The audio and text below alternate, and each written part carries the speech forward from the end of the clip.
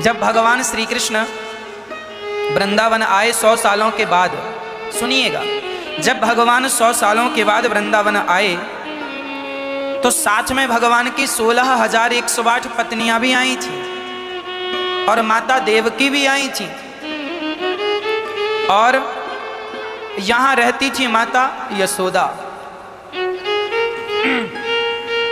और माता रोहिणी। तो भगवान की सभी पत्नियों ने माँ यशोदा से कहा, अच्छा भगवान की पत्नियों की अब तो सास हो गई ना माँ यशोदा। तो भगवान की पत्नियों ने 16,108 पत्नियों ने यशोदा मैया से कहा, माँ ये कृष्ण की जो बाल लीला है, क्या क्या वृंदावन में किया, जरा हमें वो बताओ। यशोदा बोली, मैं सब तो बता सकती हूँ, पर जब कृष्ण छोड़ कर गया मैं उस दुख का वर्णन नहीं कर सकती, उस प्रेम को मैं कह नहीं सकती शब्दों से। फिर कौन सुनाएगा? माता रोहिणी सुनाई। माता रोहिणी जब सुनाने लग गई, वहां भगवान की गोपियां भी बैठी, राधा रानी इत्यादि, और पत्नियां भी बैठी, देवकी माँ भी बैठी हैं, नंद बाबा भी बैठे, सब बैठे हैं, और माँ रोहिणी वक्ता बन करके और कृष्ण कथा सुनाने लगी, कृष्ण की वो बाल लीला। माता रोहिणी वो कृष्ण की बाल लीला जब सुनाने लगी, एक माँ अपने बच्चे की बातें कैसे बताती है, वैसे ही माँ रोहिणी जब बताने लगी, सारे लोग स्तब्ध रह गए। कैसे कृष्ण ने जन्म लिया, कैसे रातों रात मथुरा से वृंदावन आए, कैसे भगवान ने वृंदावन में लीलाएं की, कैसे वो मक्खन चुराते थे, कैसे वो मटकी, ये लीलाएं स्वयं भगवान कृष्ण भी सुन रहे हैं, बलराम भी सुन रहे हैं, सुभद्रा बहन भी पहली बार सुन रही हैं, और कृष्ण बलराम और सुभद्रा तीनों सुन रहे हैं। और माँ रोहिणी बताने लगी आंख बंद करके, कैसे कृष्ण मक्खन चुराते थे, कैसे गोपियां उन पर हंसती थी, कैसे वो गोपियों के लिए घर घर जाते थे दर्शन देने। एक गोपी तो लंगड़ी थी, वो चलकर भगवान का दर्शन करने नहीं आ सकती थी, तो भगवान उसी के घर मक्खन चुराने के बहाने जाकर उसे दर्शन दिया करते थे। ये भगवान की वो लीलाएं, हर प्रकार से भगवान अपनी गोपियों को सुख दिया करते थे। और एक दिन जब भगवान जाने लगे, ये समाचार मिला कि कृष्ण जा रहे हैं, और जब उद्धव जी लेकर चले गए, अक्रूर जी लेकर चले गए, तब सारी गोपियां कृष्ण के जाने पर, किसी के घर चूल्हा नहीं जला, किसी के घर रोटी नहीं बनी, केवल कृष्ण कृष्ण कहकर सारी गोपियां बिलखती रहीं, तड़पती रहीं। ना गायों ने घास खाई, ना गोपियों ने रोटियां खाई, केवल कृष्ण। जब माँ रोहिणी सुनाने लगी ना, तो सबकी आंखों से इतने आंसू निकले कि सबके कपड़े गीले हो गए, और वो आंसू बहने लगे जमीन पर, मिट्टी गीली हो गई। और इस कथा को स्वयं भगवान कृष्ण ने सुनी। जब रोहिणी के द्वारा कही कथा को, माँ के द्वारा गाई कथा को जब कृष्ण ने सुना, तो भगवान, सबकी तो आंखों से आंसू गिर रहे थे, पर भगवान की तो आंखें ही गिर गईं। भगवान कृष्ण की तो ये सुनकर कि मेरे वियोग में गोपियां किस कदर रोईं, ये सुनकर श्याम सुंदर के आंसू नहीं गिरे, आंखें ही गिर गईं। अधिक इतना प्रेम उमड़ा भगवान को, मेरी गोपियों ने इतना रोया मेरे लिए, इतना प्रेम उमड़ा, इतना प्रेम उमड़ा कि भगवान का शरीर पिघलने लगा, आंखें गिर गईं, आंखें पानी बनकर पिघल गईं। सोना भी अधिक टेम्परेचर में पिघल जाता है, लोहा भी अधिक तापमान में पिघल जाता है। जब प्रेम की अधिकता हो ना मेरी माँ, तो शरीर भी पिघलना शुरू हो जाता है। ये अधिक प्रेम है। और भगवान उस स्थिति तक पहुंच गए कि उनका शरीर पिघलने लगा, हाथ, ये उंगलियां पिघल गईं, ये पंजे पिघल गए, और पांव पिघल गए, कान पिघल गए, जिस कान से कथा सुन रही थी वो कान पिघल गए, आँख पिघल गई, और पूरा शरीर जब पिघलने लगा तो किसी की नजर पड़ गई, अरे अरे माँ देखो, कन्हैया कन्हैया के साथ क्या हो रहा है, ये तो शरीर गायब हो रहा है। माँ रोहिणी ने तुरंत कथा रोकी, और जब कथा रोकी तो भगवान का जितना शरीर पिघलना था, अभी तो पूरा पिघल जाता, पर कथा रोक दी तो बस उतना ही पिघल सका। केवल केवल केवल कृष्ण का नहीं मेरी माँ, ये हाल बलराम जी का भी था। और ये हाल उनकी बहन सुभद्रा का भी था। और जब ये स्थिति उत्पन्न हुई, माँ रोहिणी ने रोका, कथा जाकर हृदय से लगाया, कन्हैया क्या हुआ, ये कैसे ठीक होगा, बताओ किस वैद्य को बुलाऊं, तुम्हारे हाथ कहाँ चले गए लाला, तुम्हारी आंखें कहाँ चली गईं। तब भगवान ने कहा, माँ अब मुझे आंखों का कोई काम नहीं, इन हाथों का कोई काम नहीं, मेरे हाथ गोपियों के आंसू ना पहुँच सके तो मैं हाथों को रख कर क्या करूँगा, मेरी आंखें गोपियों के दर्द को ना देख सकीं, गोपियों के पीड़ा को ना समझ सकीं, तो आंखों को रख के क्या करूँगा माँ, अब मैं ऐसा ही रहूँगा। प्रेम की निशानी यदि गोपियों ने मेरे लिए रोया है तो मैं भी आज प्रेम की निशानी बनकर, प्रेम की प्रतिमूर्ति बनकर खड़ा रहूँगा। और भगवान ने तुरंत दोनों हाथ बढ़ा दिए, यूं कर दिए और कह दिया, मानो भगवान सभी गोपियों को हृदय से लगाना चाहते, तुमने मेरे लिए इतना आंसू बहाया, इतनी रोई, तो भगवान मानो हाथ बढ़ाकर खड़े हो गए, मैं तुम्हारे प्रेम का ऋणी हो गया और सदा सदा के लिए तुम मुझे पाना चाहती थी ना। एक बात बताएं, जब छोटे से बच्चे को आप गोद में लेना चाहते हैं ना, तो वो बच्चा भी अपने हाथ आगे बढ़ा देता है कि मैं तैयार हूँ, आप मुझे थाम लीजिए। मानो भगवान गोपियों से कह रहे हैं, अब सदा सदा के लिए, तुम कहती थी ना कृष्ण कब आओगे, अब मैं सदा सदा के लिए तुम्हारे पास आ गया हूँ, समर्पण कर रहा हूँ। और भगवान ने हाथ उठाकर समर्पण कर दिया। भगवान का वही स्वरूप आज हम जगन्नाथ जी के नाम से जानते हैं। ज्यों के त्यों भगवान, वैसे के वैसे भगवान ने कहा, अब मैं जगन्नाथपुरी में जाके रहूँगा और वहाँ पर मैं अपने भक्तों के प्रेम की प्रतिमूर्ति बनकर हाथ पसारे खड़ा रहूँगा। मुझे अपने उन प्रेमी भक्तों का इंतजार रहेगा जो मेरे लिए रोते हैं, मैं उनके लिए यूँ हाथ पसारे खड़ा हूँ। इसलिए जगन्नाथ जी के हाथ आगे की तरफ, इसलिए भगवान की आंखें नहीं हैं, इसलिए भगवान के आधे आधे हाथ भी नहीं है जगन्नाथ जी के। हमारे हिंदू धर्म में खंडित मूर्तियों की पूजा नहीं होती। कोई मूर्ति टूट जाए तो उसकी पूजा उसे विसर्जन करके नहीं लेना होता है, पर जगन्नाथपुरी जी तो खंडित हैं, सामान्य भाषा में कहें खंडित नहीं है। वो प्रेम के कारण जो पिघला हुआ शरीर था, उसी विग्रह को आज भी पुरी में, जगन्नाथपुरी में स्थापित किया जाता और भगवान के उसी स्वरूप की पूजा होती है। इंद्रद्युम्न राजा ने जब मंदिर बनवाया जगन्नाथ जी का, तो आपको बता दें, जगन्नाथपुरी जी का जब मंदिर बन के तैयार हुआ, तब वहाँ के राजा ने कहा कि यहाँ मूर्ति कौन सी रखें। तो सबसे पहले जगन्नाथपुरी के मंदिर में नरसिंह भगवान की मूर्ति रखी गई थी, पर नरसिंह भगवान वहाँ रह ना सके, जो भी मूर्ति जाती थी टूट जाती थी। बड़े बड़े कारीगरों से बनवाया, जो भी मूर्ति जाती टूट जाती। तब स्वयं भगवान वहां प्रकट भय, पता है आपको ये कथा। तब भगवान आए और राजा से कहते हैं कि हमें कुछ महीनों का समय दो और मंदिर के दरवाजे किवाड़ बंद कर दो, हम अंदर रहकर मूर्ति बनाएंगे, और याद रखना बीच में दरवाजा ना खोलना। वो कौन थे? स्वयं भगवान थे। भगवान ही आए और अपने भगवान ही बनाने लगे। कुछ दिनों तक तो हथौड़ी की आवाज़ आती रही, काटने की आवाज़ आती रही, पर कुछ दिनों के बाद कोई आवाज़ नहीं आती। तो एक दिन रानी ने राजा से कहा, ये आदमी इतने दिन से महीना हो गया बंद है, लगता इसने बिना कुछ खाए पिए काम कर रहा, लगता मर गया, तो चलो दरवाज़ा खोलते हैं। राजा ने कहा, ना दरवाज़ा ना खोल। उसने कहा था कि जब पूरा काम हो जाएगा तो मैं खुद बाहर आऊँगा, हम अंदर ना जाएं, पता नहीं क्या चल रहा होगा। तो रानी की जिद के कारण, ना मर गया होगा, कोई आवाज तो आ नहीं रही, अभी तक तो खटपट खटपट की आवाज आती थी, अब तो कोई आवाज अंदर से नहीं आ रही, कोई गड़बड़ है, लगता मर गया। तुरंत वो दरवाजे रानी के कारण खोले गए, और जब खोला गया तो सारी मूर्तियां तैयार थीं, हाथ इतने इतने ही बने थे, जितना स्वरूप था उतना ही।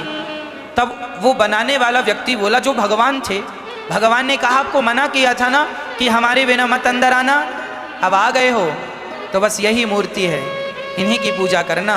ये कहकर वह व्यक्ति अंतर्धान हो गया देखते देखते। अब पंडितों में विवाद छिड़ गया, अरे भाई मूर्ति तो खंडित है, कैसी पूजा करें। तब स्वयं भगवान ने आकाशवाणी करके कहा, ये खंडित नहीं है, यह तो सब चीज़ों से सुसज्जित है, मंडित है। गोस्वामी तुलसीदास जी ने एक चौपाई लिखी है, वो चौपाई भगवान पर सटीक बैठती है। क्या? बिनु पग चलहि सुनहि बिनु काना, कर बिनु कर्म करहि विधि नाना। भगवान कैसे हैं? बिनु पग चलहि, भगवान बिना पाँव के चलते हैं तो जगन्नाथ जी के पाँव नहीं है, फिर भी चलते हैं, क्योंकि बिनु पग चलहि। भगवान जो जगन्नाथ जी हैं ये निराकार रूप में बैठे हैं। बिनु पग चलहि सुनहि बिनु काना, बिना कान के सुनते हैं। कर बिनु कर्म, बिना हाथ के काम करते हैं। करहि विधि नाना, भगवान बिना वेदों में जो लिखा है, सहस्त्र शीर्षा पुरुषा सहस्त्राक्षः सहस्त्रपाद, वो भगवान में सब घटित होता है। तो प्रेम की प्रतिमूर्ति बन के जगन्नाथ जी आज भी हमारे लिए हाथ पसारे खड़े हैं। तब से लेकर आज तक भगवान की पूजा होती चली आ रही है। जगन्नाथ जी की प्रतिष्ठा करने स्वयं ब्रह्मा जी आए थे। आज भी जगन्नाथपुरी में वो चबूतरा आज भी है, वो चौक आज भी है जहां ब्रह्मा जी ने बैठकर जगन्नाथ जी की स्थापना की। कभी जगन्नाथ जी गए होंगे तो आपने देखा हो। सनातन संस्कृति कितनी प्राचीन है, इन प्राचीन मंदिरों में जाकर प्राप्त होती है। हाँ, लोग कहते हैं कि सबसे सुंदर ताजमहल है, ऐसा लोग कहते हैं। हमारे भारत के प्राचीन मंदिरों को जाकर देख लेना मेरी माँ, ऐसी ऐसी कलाकृतियां हैं, इतने सुंदर मंदिर हैं। एक मंदिर है दक्षिण भारत में, वो एक पहाड़, एक ही पत्थर का पूरा मंदिर बना हुआ है, पत्थर काट करके बनाया है। उसके जैसा सुंदर मंदिर, जगन्नाथ जी जैसा मंदिर, तिरुपति बालाजी जैसा मंदिर, रंगनाथ जी जैसा मंदिर, क्या ये अजूबा नहीं है? और ये ऐसे ऐसे मंदिर हैं मेरी माँ, जिन मंदिरों की गुम्बज में हजारों किलो का पत्थर रखा है ऊपर। अब आश्चर्य ये है, इतने ऊपर इतना बड़ा पत्थर चढ़ाया कैसे होगा? उस जमाने में तो ये टेक्नोलॉजी नहीं थी कि क्रेन इत्यादि से चढ़ा दिया जाए। आज भी ऐसे ऐसे आश्चर्यजनक हमारे सनातन धर्म में, लेकिन विडंबना तो यह है कि आज हमारे पढ़ाई में ये तो पढ़ाया गया कि अजूबा ताजमहल है, पर किसी प्राचीन मंदिर का नाम लेके नहीं पढ़ाया गया, क्योंकि लोग डरते थे कहीं हिंदू अपने आप को जान पहचान ना जाए, नहीं तो इनकी तो दुकानें बंद हो जाएंगी। आपको पढ़ाया ही नहीं गया,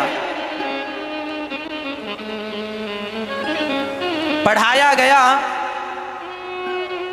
हमारे हिंदू सनातन संस्कृति में हमारी सही शिक्षा पद्धति नहीं थी। पढ़ाया गया सिकंदर के बारे में, अकबर के बारे में, बाबर के बारे में। अब बताओ भाई, हम सनातन भारतवासी हम क्या करेंगे बाबर को सिकंदर को जान के? हमें तो पढ़ाओ कि महाराणा प्रताप कैसे थे, झांसी की रानी कैसी थी। हमारे यहाँ गंगा नदी के बारे में पढ़ाओ, यमुना के बारे में पढ़ाओ, भगवान श्री कृष्ण हमारी धरोहर है उनके बारे में बताओ। भगवान के बारे में कोई पाठ नहीं है, पर अकबर के बारे में, सिकंदर के बारे में पाठ है। अब बताओ, सिकंदर के बारे में पढ़ाया जाता है पर भगवान श्री कृष्ण के बारे में नहीं पढ़ाया जाता, भगवान श्री राम के बारे में बच्चों को नहीं पढ़ाया जाता। तो बताओ, हमारी संस्कृति हमारे संस्कारों से छेड़छाड़ की कि नहीं? कह दिया ताजमहल श्रेष्ठ है। क्या हमारे भारत में ताजमहल से सुंदर मंदिर नहीं है? अरे उसी जमाने के ताजमहल से भी पुराने पुराने मंदिर प्राचीन आज भी हैं। अरे उदाहरण के लिए मैं आपको बताता हूँ, जगन्नाथपुरी का मंदिर जगन्नाथ भगवान का जाके देख लो, जाके देख लो, हजारों साल पुराना है और ऐसी कलाकृति कोई दूसरा मंदिर बन नहीं सकता। और सुनो, जगन्नाथपुरी के मंदिर में जो पत्थर लगाए गए हैं वहां एक 20 फीट का पत्थर गिरा है। आज भी जगन्नाथपुरी के मंदिर के अंदर द्वार पर ही एक 20 फीट का लंबा पत्थर रखा है। वो ऐसा पत्थर है कि इस तरफ आप सिक्का हल्का सा ऐसा टच करो तो दूसरी तरफ उसकी आवाज सुनाई पड़ती है। ऐसे पत्थरों का प्रयोग किया गया है उस मंदिर में, जो पत्थर भी यहाँ हल्का सा टच करने पर 20 फीट दूर सुनाई। मैंने सुना है, आप भी, वो पत्थर पड़ा है, जाके आप भी सुन लेना। इस तरफ आप एक सिक्का लेना या कोई चाबी लेना, कोई लोहा लेना, सोना, ये अंगूठी उतार के 20 फीट दूर ऐसे उसके हल्का सा टच करना यूं, तो दूसरी तरफ कान लगाना तो सुनाई पड़ेगा। जबकि ये सामान्य पत्थर में विशेषता नहीं होती, पर मैंने भी सुना है, ये बात बिल्कुल सत्य। मैं कहीं बात पे यकीन नहीं करता, प्रैक्टिकल करता हूँ। और ये जो जगन्नाथपुरी का मंदिर है, ये मंदिर में ये जो 20 फीट का पत्थर जो मैं बता रहा हूँ, ये आज के एक पत्थर जगन्नाथ जी के बिल्कुल सामने गिर गया। 20 फीट का पत्थर है, 70 साल पहले गिरा था, पर आज तक दुनिया के वैज्ञानिक वहां जाकर देखे, आज तक किसी को ये पता नहीं चला कि ये पत्थर गिरा कहां से। जहां से गिरा था तो भाई वो जगह खाली होनी चाहिए ना, पर आज तक वो किसी ने पकड़ नहीं पाया। वहां के गाइड, वहां के लोग ये बताते हैं, मैंने भी सुना, मैंने भी देखा पत्थर को, और बड़े बड़े साइंटिस्ट गए कि भाई ये पत्थर गिरा तो कैसे गिरा, कहाँ, कहीं मंदिर डैमेज तो नहीं हो रहा, लेकिन 70 साल पहले गिरा था और कहां से गिरा है आज तक किसी को पता नहीं चला। ऐसा आश्चर्यनुमा मंदिर तो जगन्नाथ जी का हो सकता है, उसके बारे में नहीं पढ़ाया गया, लेकिन ताजमहल के बारे में खूब पढ़ाया जाता है। हम ये नहीं कहते कि मत पढ़ाओ, ये भी हमारे भारत की धरोहर है, हमारे इंजीनियरों का विज्ञान है, पढ़ाओ, अच्छा है, परंतु जो हमारी संस्कृति है उससे हमें वंचित क्यों रखा गया। आज हम जवाब मांगते हैं, बताओ हमें क्यों पढ़ाया गया बाबर के बारे में, अकबर के बारे में, सिकंदर के बारे में? क्या जरूरत थी हमें इनके बारे में जानने और समझने की? हमें क्यों नहीं पढ़ाया गया अपने देश के महान लोगों के बारे में? रानी दुर्गावती के बारे में क्यों नहीं पढ़ाया गया? रानी अहिल्याबाई के बारे में क्यों नहीं पढ़ाया गया? क्यों नहीं गंगा मैया के बारे में बताया गया बच्चों को कि गंगा कौन है? राम जी के बारे में कोई पाठ नहीं मिलता। हिंदी कितनी मोटी पुस्तक है, 25 पाठ हैं, लेकिन एक भी पाठ भगवान कृष्ण के नाम का नहीं है, एक भी पाठ भगवान राम के इतिहास का। क्या ये बात नहीं बतानी चाहिए कि राम जी ने माँ बाप की आज्ञा मान के 14 साल वनवास में रहे, राम का पाठ बच्चों को पढ़ाया होता तो आज माताओं को बच्चा घर से ना निकाला होता, ना निकालता। विडंबना यही है कि बच्चों को राम का पाठ पढ़ाया ही नहीं गया। विडंबना यही है कि भगवान श्री कृष्ण को के बारे में पाठ पढ़ाया ही नहीं गया, क्योंकि जो सरकारें थीं सत्ता पर, वो चाहती ही नहीं थी कि आप अपनी संस्कृति और संस्कारों के बारे में जानो। वो नहीं चाहती थी कि आप जानो। वो तो इंग्लिश बोलने वाले लोग थे, वो तो हिंदी बोलने वालों से नफरत करते थे कि तुम हिंदी क्यों बोलते हो। और हमारे भारत में हमारी संस्कृति, हमारे संस्कार, आज बता दो किस बच्चे के अंदर कौन से संस्कार हैं? मुसलमान का बच्चा बड़े प्रेम से टोपी लगाता है और जाकर के वो कुरान पढ़ता है। क्रिश्चियन का बच्चा बराबर क्रॉस पहनता है, क्रॉस और बाइबल पढ़ता है। लेकिन हिंदू का बच्चा उससे कहो तिलक लगाया कर और गीता पढ़ा कर, तो वो नहीं पढ़ता। क्यों? क्योंकि सनातन संस्कृति की शिक्षा ऐसी इस प्रकार से तोड़ी मरोड़ी गई कि हिंदुओं का उनके ग्रंथों के प्रति, उनके भगवान के प्रति विश्वास उठ जाए, ताकि ये लोग फिर से देश पर कब्जा कर सकें और अपने आप को कायम कर सकें। कोई मुसलमान का बच्चा ये नहीं कहता कि मैं बाइबल नहीं पढ़ूंगा, मैं कुरान नहीं पढ़ूंगा। उनके अपने लोग कुरान पढ़ते हैं, वो अपने लोग क्रिश्चियन लोग बाइबल पढ़ते हैं, तो हिंदू लोग क्यों? क्योंकि ये जहर घोला गया है तुम्हारे बच्चों में। ये जहर आज से नहीं, बहुत समय से, पर सब सो रहे हैं, किसी को ज्ञान नहीं है तुम्हारे साथ क्या हो रहा है। तुम्हारी संस्कृति, तुम्हारे संस्कारों से कितना बड़ा खिलवाड़ हुआ तुम्हें पता ही नहीं। राम जी के बारे में क्यों नहीं पढ़ाया गया? पूछो जरा इन लोगों से, पूछो अपनी उन सरकारों से जिन्होंने नहीं पढ़ाया, और जो अभी भी नहीं पढ़ा रही उनसे भी पूछो, क्यों जी राम जी के बारे में क्यों नहीं बच्चों को पढ़ा रहे हो? गीता जिसे दुनिया स्वीकार करती है, जिसे यूनिवर्सिटी में स्पेस जगह देती है, आज अमेरिका में गीता पढ़ाई जा रही है। पूछो जरा कि भारत में क्यों नहीं पढ़ाई जा रही है गीता? क्या बुरा लिखा है गीता में? गीता में यही तो लिखा है, कर्म कर फल की इच्छा ना कर, यही तो लिखा है। वेदों में क्या गलत लिखा? वेदों में यही लिखा है, मातृ पितृ, माँ बाप की सेवा करो, मातृ देवो भव पितृ देवो भव। आचार्य देवो भव, अतिथि देवो भव। वेद वचन कहता है माँ की सेवा करो भगवान है, पिता की सेवा करो वो भगवान है। तो क्या ये गलत है? क्या ये बात हम बच्चों को पढ़ाएंगे तो क्या गलत होगा? जो पढ़ाना था वो पढ़ाया नहीं, जो नहीं पढ़ाया वो पढ़ाते गए। क्या मिला? वही सब पढ़ के तो बच्चे अपने माँ बाप की सेवा नहीं करते। आज की हवा ऐसी चल रही है क्योंकि वो पढ़ाई ही नहीं गई जो पढ़ाना था। सारी दुनिया भारत में पढ़ने आती थी। चाणक्य के जमाने में चाणक्य की सबसे बड़ी यूनिवर्सिटी थी, इसलिए सबसे पहले मुगल आए तो चाणक्य की उस सबसे बड़ी लाइब्रेरी में आग लगवाई। आपको बता दूं, चाणक्य की लाइब्रेरी नालंदा विश्वविद्यालय, जिसको आज वर्तमान में आप कहते हैं।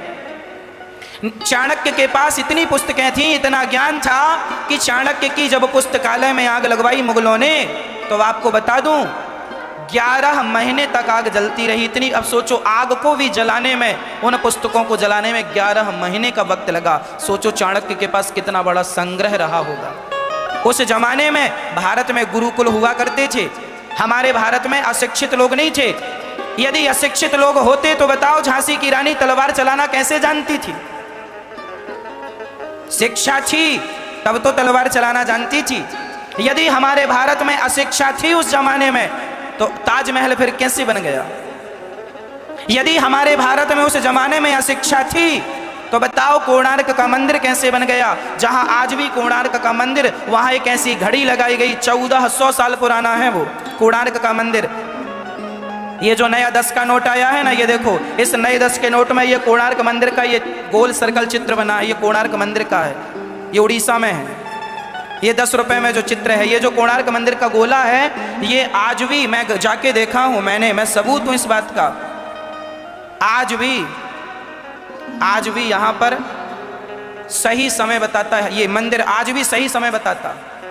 सूर्य की किरणों से आज भी ये मंदिर नाप करके वहां समय का पता लगाया जाता, कितने बज के कितने मिनट और कितने सेकंड हो गए। ये बात भी, आज भी ये मंदिर 1400 साल पुराना बना था, आज भी ये सही समय बता रहा है। हमारे भारत से चुरा कर सब ले गए और पढ़ रहे हैं, और आज तुम अपनी हिंदी और अपनी संस्कृत भूल के आज तुम इंग्लिश बोलने लग गए हो। क्या तुम्हें अपनी मातृभाषा से प्यार नहीं है? आज बच्चे अंकल आंटी बोलते हैं। अरे चाचा चाची बोला करो, माँ बोला करो, पिता बोला करो। डैडी डैडी चिल्लाते रहते हो, ये क्या है? मम्मी मम्मी कहते रहते हो, ये क्या है? पापा पापा कहते रहते हो, ये क्या है? ये तुम्हारी भारतीय संस्कृति है क्या? इससे तुम्हारी पहचान नहीं रही है।